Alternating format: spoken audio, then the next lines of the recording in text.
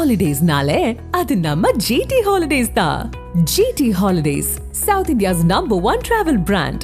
You know you are special when you're with GT holidays. எனது அன்பான தமிழ் திரைப்பட தயாரிப்பாளர் நண்பர்களே, உங்கள் அனைவருக்கும் எனது அன்பார்ந்த வணக்கம். நான் திருப்பூர் சுப்பிரமணியம் பேசுகிறேன்.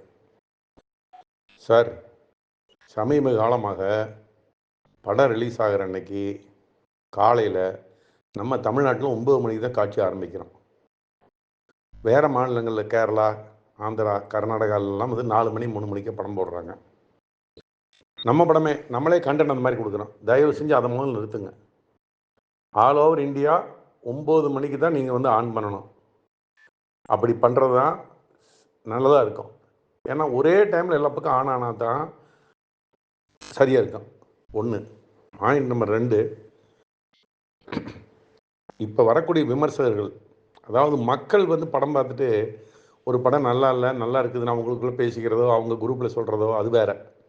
ஆனால் இப்போ ஏராளமான சேனல், யூடியூப் சேனல் வந்ததுக்கு அப்புறம் என்ன பண்ண ஆரம்பிச்சிட்டாங்கன்னு சொல்லிட்டுனா, நெகட்டிவ் ரிவ்யூ போட்டால் தான் மக்கள் படிக்கிறாங்கன்னு சொல்லி, உதாரணத்துக்கு இந்த படம் கங்குவா படத்தை பற்றி முதல் நாள் 4 மணி ஷோ நகரியில் பார்த்துட்டு ஒரு நண்பர் விமர்சனம் பண்ணியிருந்தார் ஆச்சுங்களா.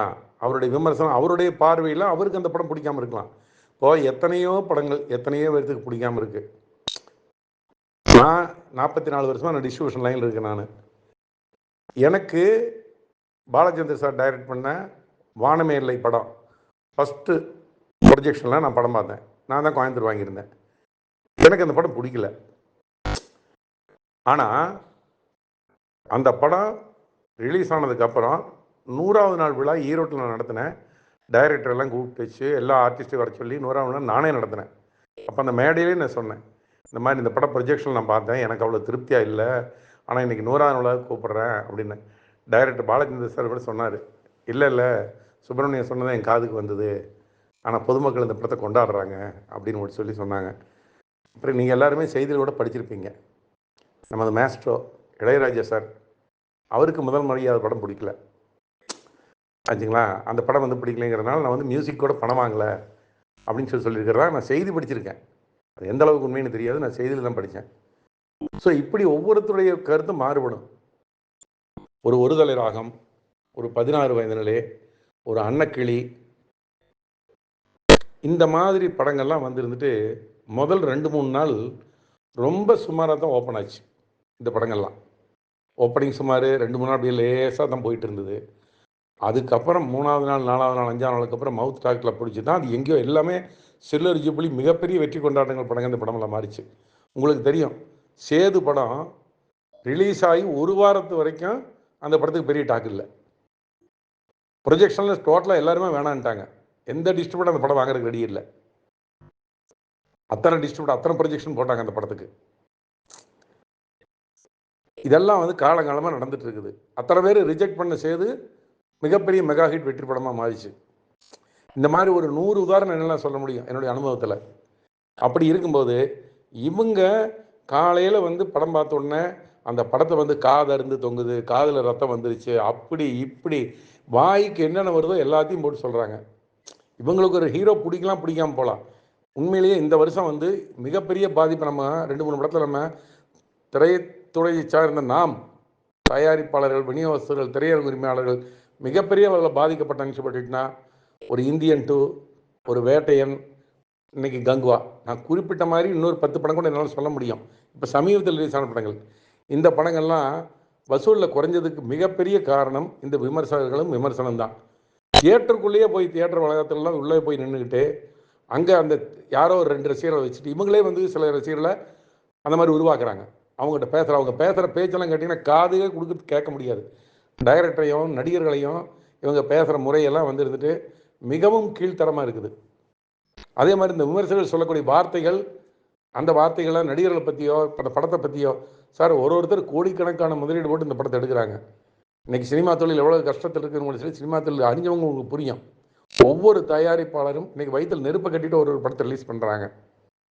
அப்படியெல்லாம் அவங்க பண்ணுற படம் நல்லா இல்லைன்னா மக்கள் பார்க்க வரமாட்டாங்க. ஐயா, நாங்கள் ஒன்று நல்லா இல்லாத உங்களை பார்த்து வந்து பாருங்கன்னு சொல்லலைன்னாங்க. ஆனால் உங்களுக்கு பிடிக்கலைன்னு ஒரு சில விமர்சனம் சொல்லக்கூடிய வார்த்தைகள் கூட நீங்கள் தான் 4 சீன் இப்படி பிடிக்கல, 4 சீன் இது நல்லா இருக்குன்னு சொன்னால் கூட பரவாயில்ல. ஒட்டுமொத்த படத்தையும் அந்த என்ன எது நல்லா இல்லையோ அதை மட்டும் ஹைலைட் பண்ணி சொல்லி சினிமா தொழிலையே நாசக்கேடு பண்ணிட்டு இருக்கிறீங்க. இன்னும் சொல்ல போச்சுன்னு சொல்லிட்டுன்னா, உட்லண்ட்ஸ் வெங்கடேசன் வந்து ஒரு இன்டர்வியூவில் சொல்லிட்டு இருந்தார், ஒரு டிபேட்டில் சொல்லியிருக்காரு. அதாவது ஒரு ஜவுளி கடை முன்னால் நீங்கள் போய் நின்றுக்கிட்டு இந்த ஜவுளி கடையில் துணி நல்லா இல்லை, யாரும் எடுக்க போகாதுன்னு சொல்லிடுவீங்க நீங்கள். இல்லை ஒரு ஹோட்டல் முன்னால் நின்று இந்த ஹோட்டலில் சாப்பாடெல்லாம் தரம் இல்லாமல் இருக்குது அப்படின்னு சொல்லிடுவீங்க நீங்கள். அப்படி சொல்கிறது உங்களுக்கு உரிமை இருக்கா என்ன? அது மாதிரி தான் தியேட்டருக்குள்ளே இன்னும் சொல்லப்போனால் நம்ம தியேட்டர் நம்மளே சில பேர் தப்பு பண்ணுறோம். திரையரங்க வளாகத்துக்குள்ளே இவங்களை யாரும் அனுமதிக்க கூடாதுன்னு நம்மளும் அசோசியேஷன் மீட்டிங் நிறைய தடவை நாங்கள் சொல்லிட்டோம். அவங்க வரட்டும், படம் பார்க்கட்டு, தாராளமாக பார்த்துட்டு போட்டு வெளியில் போட்டோம். நான் ஒரே ஒரு கருத்தை மட்டும் சொல்ல, எனக்கு அதை பற்றி கரெக்டாக தெரியல. கேரளாவில் ஒரு தயாரிப்பாளர் தன்னுடைய படத்திற்கு முதல் 2 வாரங்களுக்கு எந்த ஒரு விமர்சனங்களும் புதுவழியில் வரக்கூடாது என்று கோர்ட்டில் தடை உத்தரவு வாங்குறதா நான் படிச்சிருக்கேன், கேள்விப்பட்டிருக்கேன். தயவு செஞ்சு நான் உங்களை கெஞ்சி கேட்டுக்கிறேன், தயாரிப்பாளர்களை நீங்கள் அதை இன்னும் கொஞ்சம் நல்லா விரிவாக தெரிஞ்சுக்கிட்டு இனிமேல் இந்த படங்களுக்கு முதல் 2 வாரங்களுக்கு இவங்க விமர்சனத்தினால நம்மளுக்கு படம் ஓட வேண்டிய அவசியமே கிடையாது. இவங்க நல்லா இருக்குன்னு சொல்கிறதுனால படம் ஓட வேண்டியது கிடையாது. மக்களே நல்லா இருந்துன்னா அவங்க மவுத் டாக்லேயே சொல்லிடுவாங்க நல்லா இருக்குது அப்படிங்கிற படத்தை மிகப்பெரிய வெற்றி படமாக மக்களை கொண்டாடிடுவாங்க.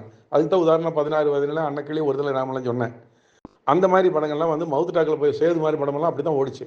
அதனால் நல்லா இருக்கிற படம், சுமாராக இருக்கிற படங்கள் வந்து அப்படின்னு சொல்லிட்டுனா இவங்க வந்து மிக மிக மோசமாக விமர்சனம் பண்ணி அந்த படத்தை வந்து கடைசியில் குத்துயிரும் முளையுரமாக பண்ணி போடுறாங்க. அதில் முதலீடு போட்டவங்களை பற்றி நினைக்கிறதே கிடையாது. இன்றைக்கி தயாரிப்பாளர்கிட்ட வாங்குறதுக்கு விநியோகத்தர்கள் கிடையாது, எம்ஜி கொடுக்கறதுக்கு தியேட்டருக்காரர் கிடையாது.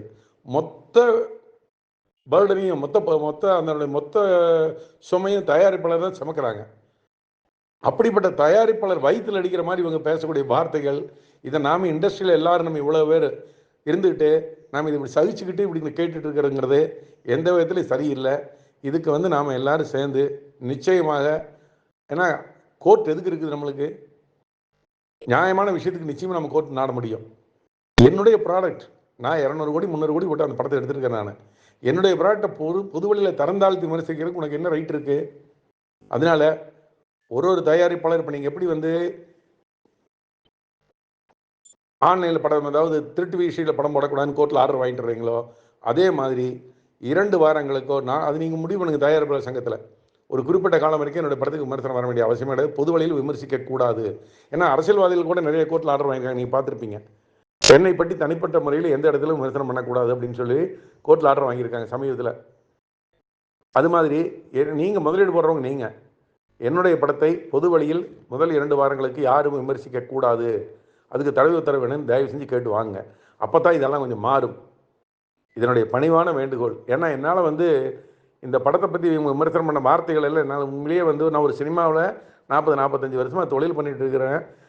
சினிமாவில் வந்து எல்லாருமே வந்து ஒரு படத்தை பிடிக்கணும். ஆனால் இவங்கெல்லாம் சொல்லக்கூடிய அந்த படத்தினுடைய விமர்சனனுடைய அந்த அடி வந்து உண்மையிலேயே நம்மளுக்கு முதலீடு போடல், நம்ம அதில் அந்த படத்தில் முதலீடு போட நம்மளுக்கே இப்படி வலிச்சதுன்னா முதலீடு போட்ட தயாரிப்பாளருக்கு எவ்வளோ வலி இருக்கும், இல்லை அந்த படத்துக்காக உயர கொடுத்து நடிக்கிற நடிகர்களுக்கு எவ்வளோ வலி இருக்கும், அந்த டைரக்டருக்கு எவ்வளோ வலி இருக்கும். இவங்களுடைய விமர்சனங்கள், ஐயா படம் சுமாராகவே இருக்கட்டும் ஐயா, அது சொல்கிறதுக்கு அதுக்கு ஒரு தரம் வேண்டாம் நீங்கள் சொல்கிறதுக்கு. ஆனால் இப்படி தரமில்லாத விமர்சனங்கள் கண்டிப்பாக நம்ம ஒட்டுமொத்த இண்டஸ்ட்ரியும் சேர்ந்து இதுக்கு ஒரு முடிவு கட்டணுங்கிறது என்னுடைய தாழ்மையான வேண்டுகோள். நன்றி, வணக்கம். திருப்பூர் சுப்பிரமணியம்.